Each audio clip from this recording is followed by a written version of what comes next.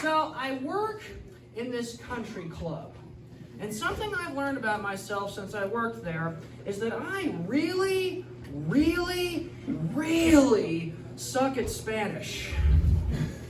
You see, many of my coworkers speak both English and Spanish, and despite the fact that I took 3 years of it in high school, I can't follow their conversations even if you put a gun to my head. But it's not entirely my fault, I don't think. You see, I went to this extremely rural high school, I guess would be the nice way to say it. The kind of place where the first day of deer season isn't an official school holiday. But if you don't show up for class that day, nobody gives a shit. And then for 2 of those years, my teacher was this ancient little old woman named Miss Morris. Picture a partially mummified version of the No Capes lady from The Incredibles.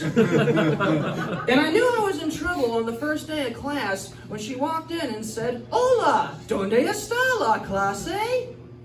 Now, ¿Cómo está la clase? Would translate as, "How are you, class?" But she said, "¿Dónde está?" Where are you? And it was just downhill from there. Although if you ever got bored with the coursework, all you had to do was ask her about one of her cats or World War I, and class would come to a grinding halt and turn into story time. It's bonus points if you can combine both topics. "Look, Miss Morris, it's that cat you lost in World War I. Little Mixie's come back from the trenches. I thought we lost him to the mustard gas." So I was having the most amazing dream the other night. I was there, Jessica Alba was there, Mila Kunis was there, Anthony Hopkins was there, and so was Gonzo the Muppet. And we were driving one of those giant forest-destroying, like, chainsaw bulldozers from the movie Avatar.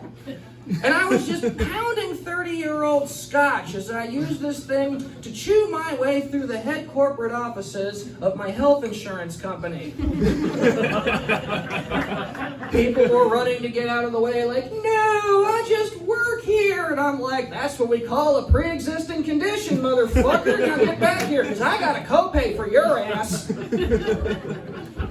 Tony and the gals were flipping them off like, "Yeah, fuck you, insurance ghouls." Gonzo had blacked out face first in the cocaine bucket. M. Night Shyamalan was chained to my bumper getting drug around like, "I'm sorry for the last airbender." Like, it was shaping up to be one of the best wet dreams I think I might have ever had. When all of a sudden, Gonzo pulls his head up out the coke bucket, points at me, and goes, and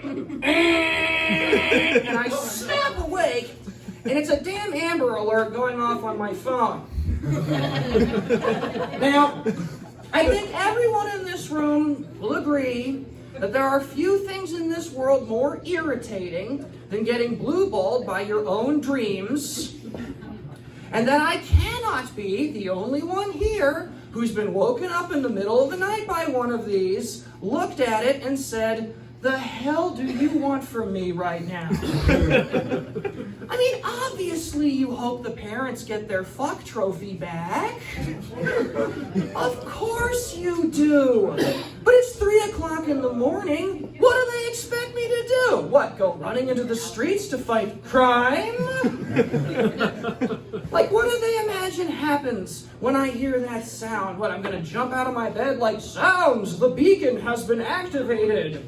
Get on my intercom, call my butler, "Jeeves, stop whacking off in the dumbwaiter, go on down to the Cave of Silence, fetch my spell book, and start powering up my robot armor."